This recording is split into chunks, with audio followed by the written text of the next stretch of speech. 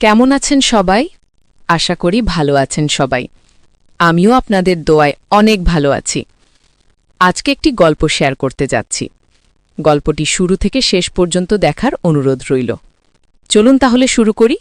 আমার নাম আমেনা খাতুন। রাজশাহীর চারঘাট উপজেলার দক্ষিণপাড়া গ্রামে আমার শ্বশুরবাড়ি। স্বামী বহু বছর আগে চলে গেছেন। আমি একাই বাড়িতে আছি।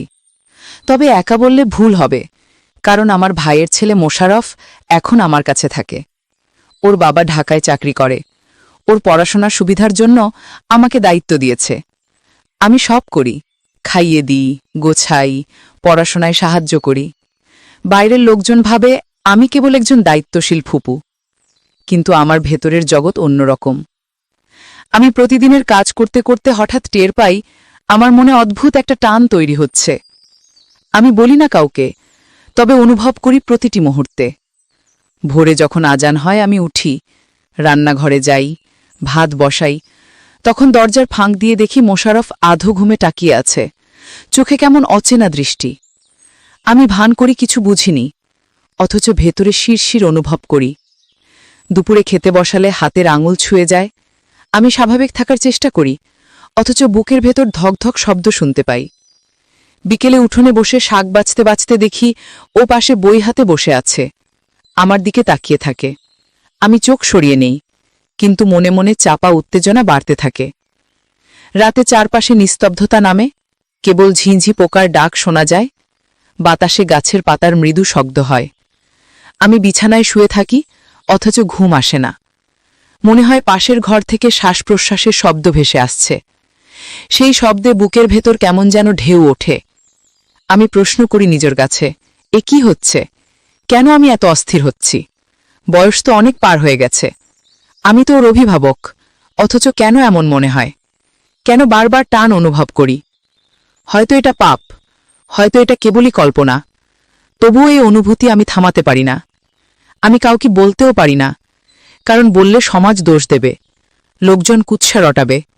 অথচ ভেতরে ভেতরে আমি জানি এ শুধু আমার কল্পনা নয়, ওর চোখেও মাঝে মাঝে আমি একই রকম সংকেত দেখি। হয়তো আমি ভুল বুঝি, তবুও মনে হয় ও কিছু লুকায়। এ গোপন খেলা কেউ টের পায় না।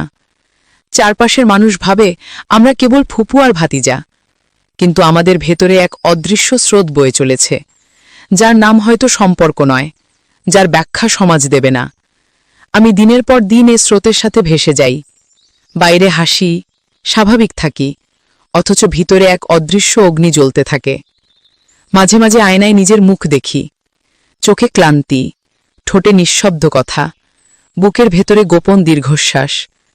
আমি ভাবি পালিয়ে যাই, দূরে সরে যাই, কিন্তু পারি না, কারণ মোশাররফ ছাড়া আমার এই নিঃসঙ্গ জীবনে কেউ নেই।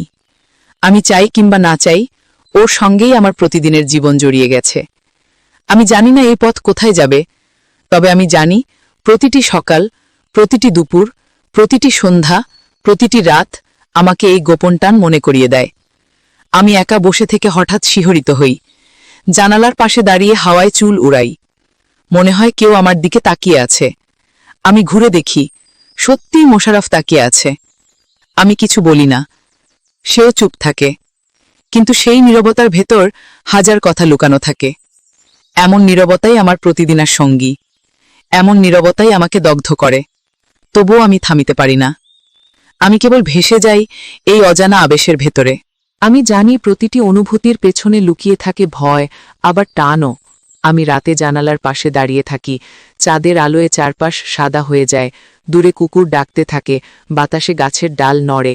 হঠাৎ মনে হয় মোশাররফও হয়তো একই আকাশের দিকে তাকিয়ে আছে। আমি নিজের মনে হাসি, অথচ সেই হাসি কেউ দেখে না। একদিন দুপুরে আমি ওকে খেতে দিচ্ছিলাম, ভাত তুলতে গিয়ে হাত কাঁপল। ও অবাক হয়ে তাকালো। আমি বললাম, গরম লাগছে, কিন্তু আসলে গরম নয়, ভেতরের অস্থিরতা। আমি জানতাম আমার চোখ অনেক কিছু ফাঁস করে দিচ্ছে। আমি চোখ নামিয়ে নিলাম। রাতে শোবার আগে আমি আল্লাহকে ডাকি, ক্ষমা চাই, বলি আমি তো খারাপ কিছু করতে চাই না, শুধু হৃদয়ের ভেতর এক অজানা টান কাজ করে। আমি বুঝতে পারি এ পথ ঠিক নয়, কিন্তু আমি থামতে পারি না। মোশাররফও নীরব থাকে, তবে আমি ওর চোখে সেই একই প্রশ্ন দেখতে পাই। আমি মনে করি আমি একা ভুগছি, অথচ হয়তো ও একই ভেতরের লড়াই করছে। এই লড়াই কারো চোখে পড়ে না। বাইরে সবকিছু স্বাভাবিক।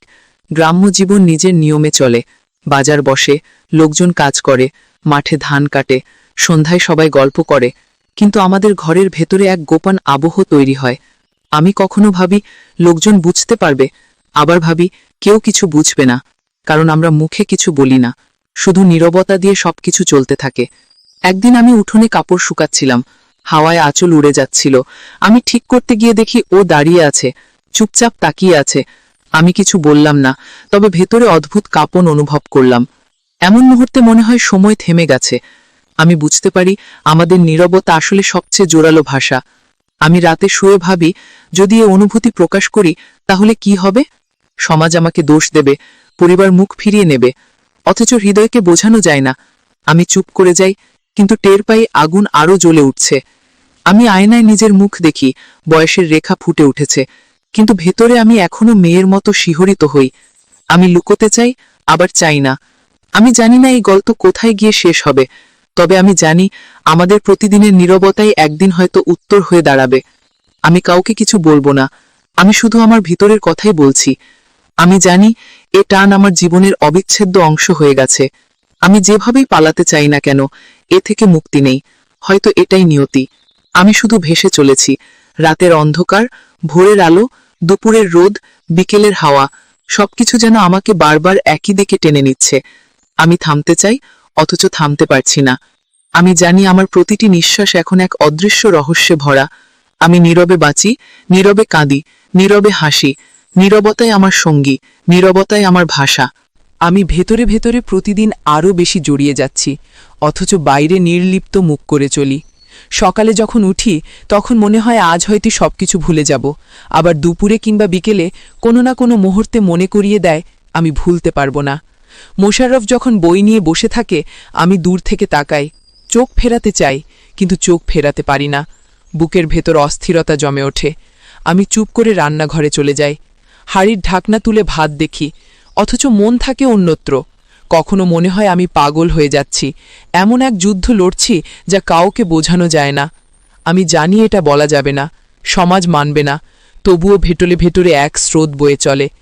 একদিন সন্ধ্যায় আমি উঠোনে বসেছিলাম।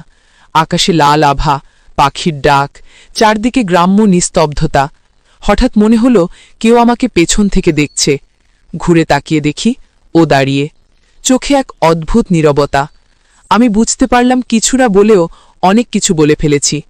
আমি উঠে ঘরে চলে গেলাম, দরজা বন্ধ করে আয়নায় তাকালাম। আমার মুখে স্পষ্ট টান। আমি কাঁপছিলাম, অথচ ভয় আর আকর্ষণ একসাথে কাজ করছিল। আমি জানি আমার এই অনুভূতি লুকাতে হবে, আবার জানি আমি পারব না। রাতে শুয়ে থাকি আর শুনি বাইরে বাতাস বইছে। মনে হয় সেই বাতাসই যেন বারবার ডাক দিচ্ছে। আমি চাদর টেনে নেই, কিন্তু ভেতরের আগুন ঢাকি না। সকালবেলা নামাজ পড়ে আল্লাহকে বলি আমাকে ক্ষমা করুন, কিন্তু মনের ভেতর আবারও সেই মুখ ভেসে ওঠে। আমি হাসতে চাই, কাঁদতে চাই, আবার নীরব থাকি। এই নীরবতা আমার প্রতিদিনের সঙ্গী হয়ে গেছে। আমি বুঝি না কিভাবে এই খেলা চলছে। আমি জানি এটা খেলা নয়, এটা সত্যি। আমি জানি এর কোনো ভবিষ্যৎ নেই, তবু আমি থামতে চাই না, কারণ এই টান আমাকে বাঁচিয়ে রাখে। আমি যখন ভাত বেড়ে দেই তখন মনে হয় হাত ছুঁয়ে যাবে, ছুঁয়ে না গেলেও মনে হয় গেছে। আমি চমকে উঠি, আবার শান্ত হই। আমি জানি এসব শুধু আমার কল্পনা নয়, ওর চোখেও একই জ্যোতি জ্বলতে দেখি। আমি ভয় পাই, আবার সাহস পাই। এক অদ্ভুত দ্বন্দ্ব প্রতিদিন আমাকে গ্রাস করে। গ্রামে সবকিছু স্বাভাবিকভাবে চলছে, কারো চোখে কিছু ধরা পড়ে না, অথচ আমাদের ভেতরে আগুন জ্বলছে। আমি বুঝতে পারি আগুন ঢেকে রাখা যায় না, শুধু দেরি হয়। আমি ভাবি একদিন হয়তো সব ফাঁস হয়ে যাবে, তখন কি হবে আমি জানি না, কিন্তু তবু আমি পিছু হটি না। আমি মনে করি এ শুধু আমার নিয়তি নয়, এটা হয়তো আমাদের দুজনের নিয়তি। আমি নীরবতার ভেতরে ডুবে যাই। দিনের আলো ফুরিয়ে গেলে রাত আরও ভয়ঙ্কর হয়ে ওঠে। আমি জানি প্রতিটি অন্ধকার আসলে আমাদের গোপন গল্পের সাক্ষী হয়ে থাকে। আমি সেই অন্ধকারকে ভয় পাই না, বরং মনে হয় ওর ভেতরেই আশ্রয় খুঁজে পাই। আমি ঘুমাতে চাই না, আবার ঘুম এড়াতেও চাই না। প্রতিটি স্বপ্নে সেই মুখ ফিরে আসে, প্রতিটি জাগরণে সেই চোখ ভেসে ওঠে। আমি জানি আমি আর বদলাতে পারব না। এই পথ যত নিষিদ্ধ হোক, আমার মন ইতিমধ্যেই তার হাতে বন্দী হয়ে গেছে। আমি এখন শুধু সময়ের অপেক্ষায় আছি। হয়তো একদিন সবকিছু ফেটে পড়বে, কিংবা হয়তো কখনো প্রকাশই হবে না, শুধু আমাদের নীরবতায় বেঁচে থাকবে। আমি জানি না কোনটা হবে, তবে আমি জানি আমার প্রতিটি শ্বাস এখন আর আগের মতো নেই। প্রতিটি মুহূর্তে আমি ওর সাথে গোপনে জড়িয়ে আছি। এটাই আমার একমাত্র সত্য। আমি বুঝতে পারি প্রতিদিন আমাদের নীরবতা আরও ভারী হয়ে উঠছে। ভেতরের কথা বাইরে আসছে না, কিন্তু চোখে চোখে সব বলছি। সকালে যখন উঠি তখন কাজের অজুহাতে নিজেকে ব্যস্ত রাখি, কিন্তু প্রতিবার ওকে দেখলেই বুকের ভেতর ঝড় ওঠে। আমি জানি এই ঝড় থামবে না। আমি ঘর গোছাই, রান্না করি, বাইরে লোকজন আসা যাওয়ার শব্দ শুনি, অথচ মনের ভেতর চলতে থাকে অন্যরকম গল্প। আমি বারবার নিজেকে সামলাই, বারবার বলি এসব ভাবা যাবে না, কিন্তু প্রতিদিনই আবার একই টান অনুভব করি। বিকেলে উঠোনে পিঁড়ি পেতে বসে সবজি কাটছিলাম, হঠাৎ ছুরি কেটে গেল হাতে। রক্ত বের হলো। মোশারফ দৌড়ে এলো, আমার হাত ধরে বলল সাবধানে থাকতে হবে। ওর হাতের স্পর্শে আমার বুক ধকধক করছিল। আমি বললাম কিছু হয়নি, কিন্তু ভেতরে যেন আগুন ছড়িয়ে পড়ল। রাতে শোবার সময় বারবার সেই মুহূর্ত মনে পড়ল। আমি জানতাম ওর হাতের ছোঁয়া আমাকে অস্থির করে তুলেছে। আমি চোখ বন্ধ করলেও ঘুম আসছিল না। জানালার বাইরে চাঁদ উঠেছিল, সেই আলো ঘরে ঢুকে পড়েছিল। মনে হচ্ছিল চাঁদও আমাদের গোপন কথা জানে। আমি চাদর টেনে নিই, কিন্তু আলো আটকানো যায় না, ঠিক যেমন এই অনুভূতিও আটকানো যাচ্ছে না। আমি ভাবি এভাবে কতদিন চলবে। আমি ভয় পাই লোকজন কিছু বুঝে ফেলবে। গ্রামে মানুষ তুচ্ছ ব্যাপারেও গসিপ করে, অথচ এত বড় বিষয় তারা জানলে আমাকে শেষ করে দেবে, আমার সংসার ভেঙে পড়বে। কিন্তু তারপরও মনে হয় যদি এটা পাপ হয় তবে কেন হৃদয় এত জোরে টানে। আমি অনেকবার চেষ্টা করেছি আলাদা থাকতে, চোখ এড়িয়ে যেতে, কিন্তু যত এড়িয়ে যাই টান তত বাড়ে। আমি খুঁজে পাই না কোনো মুক্তি। মনে হয় আমি ফাঁদে আটকে গেছি, তবে এই ফাঁদ থেকে বের হতে চাই না। আমি ভেতরে ভেতরে ওকে কাছে টেনে নিতে চাই, অথচ মুখে কিছু বলি না। আমি জানি ও কিছু বলতে পারছে না, তবে ওর দৃষ্টি প্রতিদিন আমাকে আরও বেশি করে কাঁপিয়ে তোলে। একদিন দুপুরে আমি কাপড় শুকাতে দড়িতে তুলছিলাম। হাওয়া এত জোরে বইছিল যে আমার আঁচল উড়ে যাচ্ছিল। ও দাঁড়িয়ে তাকিয়েছিল। আমি ভান করলাম দেখিনি, কিন্তু ভেতরে এক অদ্ভুত আনন্দ হচ্ছিল। আমি জানতাম আমি অজান্তেই সব বুঝিয়ে দিচ্ছি, তবুও থামতে পারছিলাম না। আমি বারবার মনে করি সমাজের চোখ এড়ানো অসম্ভব, কিন্তু প্রতিদিন আমি আবারও একই খেলায় জড়িয়ে পড়ি। এই খেলা কারো চোখে ধরা পড়ে না, তবে আমার ভেতরে দাউ দাউ করে আগুন জ্বলে ওঠে। আমি কখনো আয়নায় নিজের মুখ দেখি আর অবাক হই, এই আমি তো সেই সাধারণ গৃহবধূ, অথচ চোখের ভেতর লুকানো আগুন স্পষ্ট। আমি ভয় পাই কেউ চোখে চোখ রাখলে সব জেনে যাবে, তাই আমি সবার সাথে স্বাভাবিক আচরণ করি, শুধু নীরবেই টান বয়ে চলি। আমি জানি না এই পথ কোথায় শেষ হবে। আমি শুধু জানি আমি আর আগের মতো নেই। প্রতিটি দিন, প্রতিটি রাত আমাকে নতুন করে তাড়িত করছে। আমি চাই না ও আমাকে ঘৃণা করুক, আমি চাই না ও দূরে চলে যাক, আমি চাই না সমাজ জেনে যাক। আমি শুধু চাই এই নীরবতার ভেতরেই আমরা বেঁচে থাকি। আমি জানি এটা কঠিন, কিন্তু আমি এই কষ্টকেই ভালোবেসে ফেলেছি। আমি মনে করি এই কষ্ট ছাড়া আমার বেঁচে থাকা অর্থহীন। আমি স্বপ্ন দেখি, আবার ভয় পাই। আমি হাসতে চাই, আবার কান্না থামাতে পারি না। আমি জানি এ এক অদ্ভুত যাত্রা, যেখানে শেষ নেই, শুধু পথই পথ। আমি সেই পথেই হেঁটে চলেছি। হয়তো একদিন সব ভেঙে পড়বে, তবে আজ আমি শুধু নীরবতার সঙ্গী হয়ে আছি। আমি নিজের ভেতরে প্রতিদিন নতুন আগুন আবিষ্কার করি, আর সেই আগুনে ধীরে ধীরে গলে যাই। আমি জানি আমার ভেতরের সেই অদ্ভুত টানটি কোনো দিন সহজে মিলিয়ে যাবে না।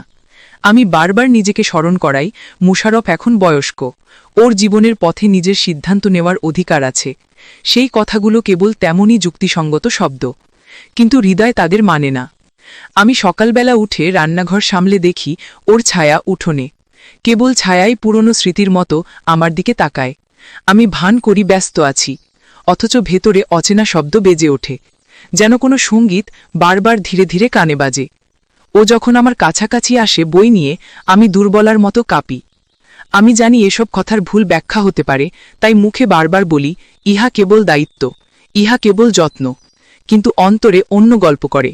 বিকেলের সেই ম্লান আলোয় আমরা দুজনে একসাথে চা খেয়ে বসি। ওর কথা শুনি, ও হাসে, আমিও হেসে ফেলি, কিন্তু হাসির ভেতরেও খাজ পড়ে, এক ধরনের অনাকাঙ্ক্ষিত তৃষ্ণা। এই তৃষ্ণা আমাকে দুমড়ে মুচড়ে দেয়। রাতে শুয়ে আমি প্রার্থনা করি, আল্লাহ আমাকে সঠিক পথ দেখান। আমি আমার অন্তর বিব্রত করি, আমি ভাবি এটা পাপ কিনা। আমি চিন্তা করি যদি আমি আমার প্রয়োজন গোপন রাখি, ও যদি একদিন চোখ খুলে দেখে, সব জানে, তখন কি হবে? সমাজ কি বলবে? আমি জেনেও থাকি যে সমাজের বিচার কঠোর। গ্রামীণ সমাজ ঝটপট রাঁধে, গালি, গুঞ্জন ছড়ায়। কাজেই আমি নিজেকে বারবার সীমাবদ্ধ রাখি। কিন্তু সীমাবদ্ধ থাকার সাথে কাটা বাড়তে থাকে। আমি নিজের মনকে বোঝাই, তুমি তো একজন বিধবা, তবু কেন এমনভাবে হৃদয় নড়ে? কখনো কখনো মনে হয় স্বপ্ন আর বাস্তব একে অপরকে টেনে টানছে। আমি প্রতিদিন ভোরে উঠে নামাজ পড়ি। এই নামাজ আমাকে কিছুটা সান্ত্বনা দেয়, কিন্তু নামাজ শেষে কখনো ওর চিত্র এসে ধাক্কা দেয়। ওর চুলের গন্ধ মনে পড়ে, ওর মুঠোর শক্তি মনে পড়ে। ভেবে কেঁদে ফেলি। আমি লজ্জায় লুকিয়ে রাখি চোখ। সকালে বাজার থেকে ফিরলে ও বইয়ের পাতা উল্টাতে উল্টাতে আমাকে খুঁজে নেয়। ওর কথা শুনলে মনে হয় মনে কোনো দরজার খটখটানি হচ্ছে। আমি নিজেকে জিজ্ঞেস করি, কোথায় ভুল হয়েছিল? আমি কি কখনো কোনো ভুল করব? আর যদি করি, তবে কিভাবে ক্ষমা চাইব? আমি তাই চুপ থাকি। রাতের অন্ধকারে কখনো নিজেকে ডানায় মুড়িয়ে নিই, যেন ওই নীরবতা আমাকে ঢেকে রাখে। আর কখনো মন চায় জানালার পাশে দাঁড়িয়ে চাঁদের আলোয় ওর প্রতিচ্ছবি দেখব। আমি জানি এভাবে চলতে পারব না। আমি চাই না ওর ভবিষ্যৎ নষ্ট হোক। তাই নিজের মধ্যে একরকম কঠিন নিয়মবদ্ধতা বসাই। যখনই অনুভব করি সীমা লঙ্ঘন হতে চলেছে, আমি নিজেকে সরিয়ে নিই, কাজ করি, খুঁটিনাটি কাজে মগ্ন থাকি। কিন্তু প্রতিবারই কোনো না কোনো স্মৃতি আমাকে আবার টেনে আনে। মাঝে মাঝে মনে হয় আমার জীবন বদলে যাচ্ছে। আমি আত্মরক্ষার নামে কত রকম ছদ্মবেশ পরিধান করি। কখনো বকবক করে নিজেকেই ব্যস্ত রাখি, কখনো কাঁদতে কাঁদতেই রান্না করি, কখনো গান শুনি যাতে মন নীরব হয়। এসব কৌশল কিছুটা কাজ করে, কিন্তু ভেতরের আগুন ক্রমে বেড়ে যায়। আমি ভাবি, যদি আমি দূরে সরে যাই, ওর জন্য ভালো হবে কিনা। আমি জানি ওর পড়াশোনার ভার আমি থেকে দূরে থাকলেও কেউ নেবে, তবু আমার হৃদয়ে একাকিত্বে ভেঙে পড়ে। আমি নিজেকেই ভোতা করার চেষ্টা করি, বলি, আমেনা, দেখ, বাইরে মানুষ আছে, তাদের সেবা করো। নাতি নয়, প্রতিবেশীর অসুস্থ বয়স্ক দাদা আছেন, তাদের সাহায্যে মন লাগাও। তবু রাতে যখন ঘুম ভেঙে যায়, ওর স্মৃতি ফিরে আসে। কেবল স্মৃতি নয়, ওর উপস্থিতির অনুভূতিই আমার ভেতর ছড়িয়ে পড়ে। আমি কখনো চাই না কথা বলেন, কারণ কথাই সব যায় বলে মনে হয়, কথায় ভুল ব্যাখ্যা হতে পারে। তাই আমি নীরব থেকে যাই, আর নীরবতাই আমার ভরসা।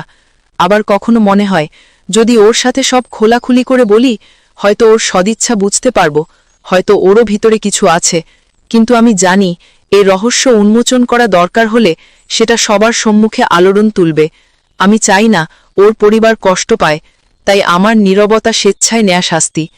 অনেক রাত আমি আয়নায় তোর মুখ দেখি কতটা ভাঙা।